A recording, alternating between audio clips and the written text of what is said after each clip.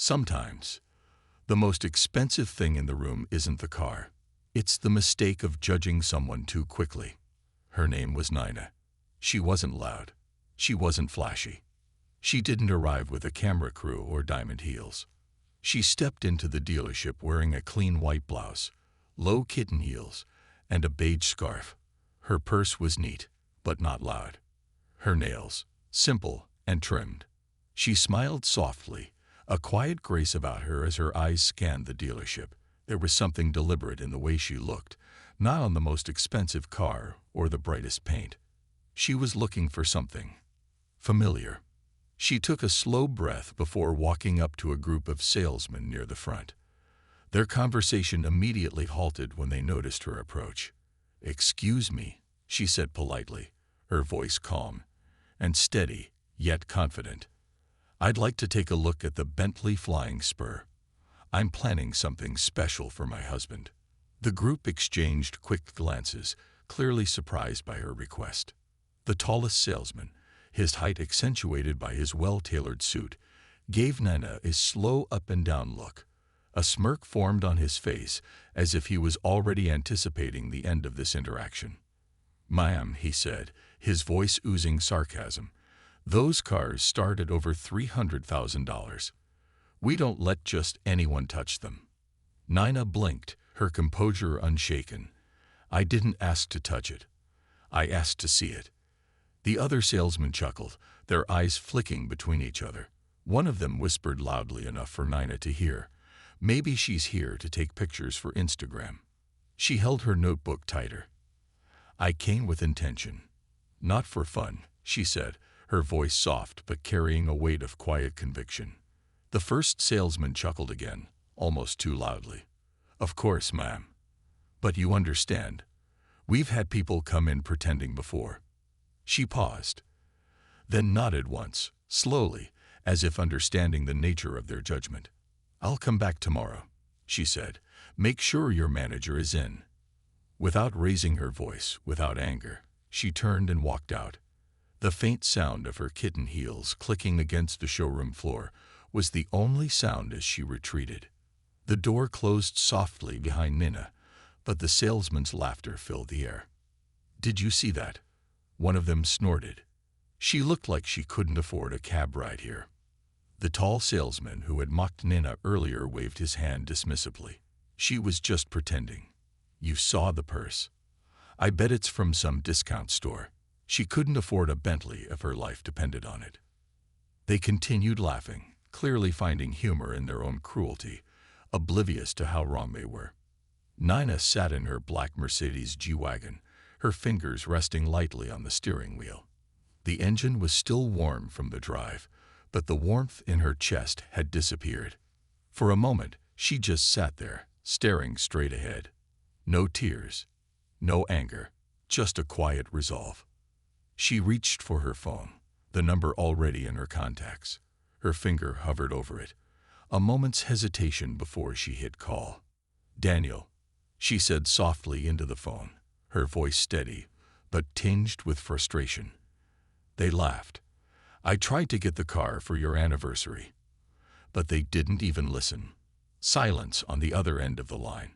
Then a deep, calm voice answered, "I'll handle it." She didn't need to say anything more. Her husband knew exactly what needed to be done. The next morning, the air in the dealership felt strange. A midnight black Rolls Royce Phantom rolled into the lot. The engine purred softly, like a lion stretching before it pounced. The gleaming chrome grille reflected the sun, catching the light in a way that made the whole car look like it was a part of the sky. A man stepped out from the driver's seat. Tall, calm, his suit tailored to perfection, shoes polished to a mirror sheen. Daniel Obazi. Investor, author, billionaire, Nina's husband. The door opened on its own. The driver stayed seated, watching. Daniel walked in. His presence commanded the room as he moved, but he didn't look around at the luxury cars. He didn't care about any of them. "I'm here about your treatment of my wife," he said flatly, his voice unwavering. "She came in with kindness. You answered with arrogance. One of the salesmen stammered, "Sir, we didn't know who she was." Daniel raised a hand, silencing him with a mere gesture. "That's the point," he said. "You didn't care to know." He pulled a brown envelope from his briefcase and handed it to the dealership manager. "This is a letter of intent. I'm purchasing this entire location and the land under it." Gasps filled the room. A sudden wave of realization swept through the staff. Effective next month, this dealership will carry a different name and a different standard. Daniel turned slowly to face the salesman who had mocked Nina earlier. The tension in the room was thick, and every eye in the dealership was on him. He stood tall, his presence commanding attention without the need for words. The air seemed to hold its breath as he locked eyes with the man who had once dismissed his wife. "My wife came here to surprise me," Daniel said, his voice measured but filled with quiet strength. "You laughed at her." The words were simple, but they hit with the force of a storm. He wasn't shouting, but the calmness of his tone made them even more powerful. It was a truth that hung in the air like a weight, and it left no room for argument. "You mocked her," he continued, his eyes never leaving the salesman. "And I promise you this, no one will ever forget her again." There was a long pause. It wasn't just a break in the conversation. It was a deliberate moment of silence that gave his words time to sink in. The salesman's face had gone pale, his earlier confidence now replaced by a creeping realization of the magnitude of what was unfolding. Daniel wasn't just any customer. He wasn't just a wealthy man looking to buy a car. He was Nina's husband, and that simple truth made all the difference. "I'm still buying the Bentley," Daniel added, his voice carrying the weight of finality. "But it won't come from your hand. It'll be delivered to my son's school, with a note that says, 'From the woman you thought didn't belong.'" The silence in the room deepened. It wasn't uncomfortable, it was awe-stricken. The salesman stood frozen, unable to speak, the weight of Daniel's words hanging in the air. No one moved. It was as if time had stopped, and the dealership was caught in the moment of a quiet reckoning.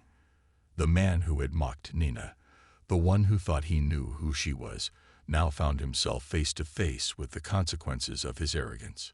Daniel turned to leave, his steps calm but resolute. The staff remained silent as he walked out, the room still echoing with his words. But his presence lingered long after he was gone, and his promise of change was not just a threat. It was a declaration. Later that afternoon, the Bentley pulled into a small private school, a ribbon of deep red tied across the hood. The car gleamed under the afternoon sun, its pristine finish catching the light and reflecting it in all directions. The sleek, shiny exterior was a sharp contrast to the modest school grounds, where children played and laughed in the distance. The sight was a testament to Nina's quiet triumph, not only in securing the car, but in reclaiming the dignity that had once been denied to her. Nina stood beside the car, a soft smile on her face, the gentle wind tugging at the hem of her dress. She wasn't looking for applause, nor was she interested in the spectacle. This was her moment, a quiet celebration, one that spoke volumes without needing to say a word.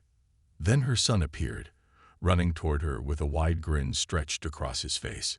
He was nearly out of breath from excitement, his little legs moving fast as he approached her, arms open wide. When he reached her, he threw himself into her embrace, holding her as though he had been waiting for this moment his entire life. Nina hugged him back tightly, feeling the warmth of his affection.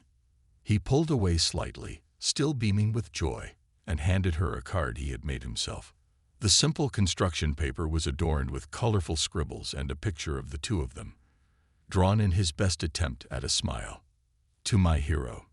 From your mother, the woman who never needed to prove herself to anyone." Nina's heart swelled with pride. Her eyes glistened, not with tears of sadness, but with a quiet joy, a satisfaction that could not be measured in material things.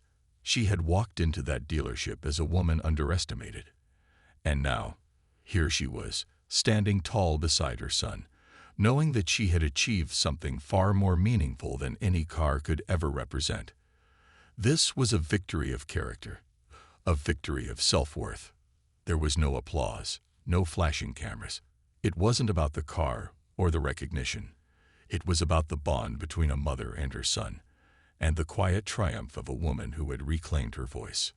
Back at the dealership, the crew worked quickly. The old sign, once proudly displayed, was taken down and carefully removed. The letters were barely visible in the fading sunlight as they were dismantled, but they carried with them the legacy of what had been. A business built on arrogance and neglect. A new sign was raised in its place. This one was polished and gleaming, reflecting the changing winds of the business. Obazi Auto Group, where respect comes first. The new name wasn't just a sign, it was a statement. A statement that Daniel Obazi and Nina had rewritten the rules of what it meant to treat others with dignity. You never know who you're speaking to. Daniel's words echoed in the minds of those who had witnessed his quiet fury. Sometimes the person you mock today owns your tomorrow. And as the new sign was secured, the old ways faded into history. A new standard had been set, one that would echo through the halls of the dealership and in the hearts of those who worked there for years to come. Because some lessons are learned the hard way, through actions, not words. And Nina, in her quiet strength, had ensured that no one would ever forget her again. Like if her courage touched your heart. Subscribe for more stories that show the power of standing strong in who you are. Comment below, what part of Nina's journey inspired you the most? Share this with someone who needs a reminder. True strength lies in our integrity, not in how others see us. Keep believing in yourself. The world may underestimate you, but your true worth will always shine through.